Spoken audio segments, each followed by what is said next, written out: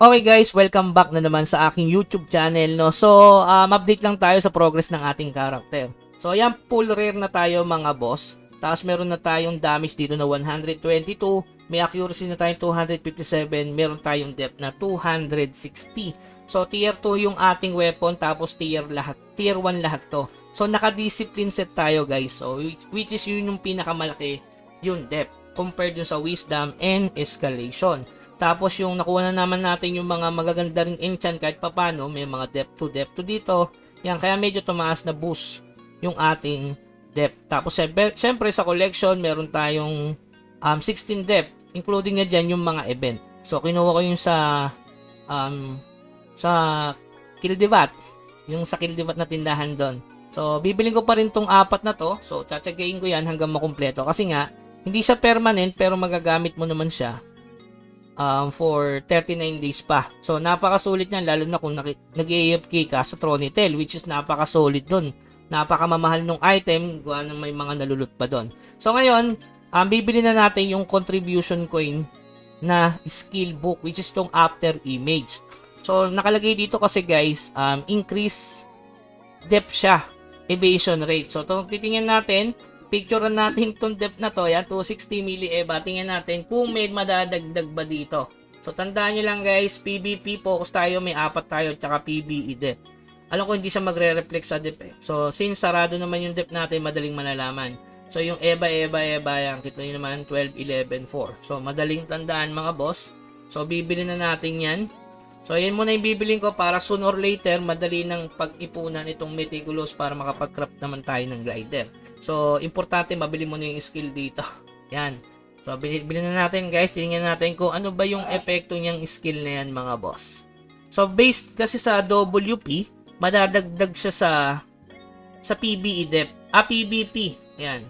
Kung titingnan nyo kasi, kapag in-increase, PvP depth. Kaya tingnan natin yung PvP depth natin dito.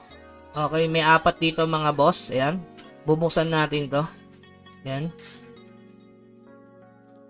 So, tingnan natin maigi guys kung ano yung madadagdag. Double click po na to. Ayan yung maigi kung ano yung madadagdag. Double click natin mga boss. Pang. So, may nadagdag ba? Parang walang nadagdag. PvP depth 429 PvE depth. Hala. Parang walang dagdag mga boss, no? Seryoso? So, para sa inyo mga boss. So, may nadagdag na 150. Pero hindi kita kung ano yung nadagdag dito. Okay. So, hindi ramdam kasi yung depth natin still 260. Yung PvP naman, wala naman nadagdag kahit isa, di ba? 4 pa rin. PvE depth, wala rin. So, ibig sabihin, ano yun? Sa loob na stats ng character natin. So, wala naman din nadagdag dito. So, hindi natin alam guys kung saan napunta yung evasion rate na yun. Ibig sabihin ba, nasa katawan niya na, nawala sa stats, lalo na kapag tinier to mo, mararamdaman mo ba yung evasion rate nito. Okay, so yun, wala siyang dagdag sa stats, pero nagbigay siya ng growth rate na 150. Ayan. So, silipin natin yung ating collection. Meron na tayong 187. Tapos, nakachamba tayo ng Infuse guys. Ito. Kita niyo, skill damage, dual damage, 6, ACC depth. Kaya medyo sinuwerte tayo. Ito medyo pangit to, papalitan natin. Ito medyo naging parang perfect na siya. Pero mas maganda talaga dito kung normal attack bonus damage. Since okay na yan, focus na lang tayo sa ibang enchant. Ayan.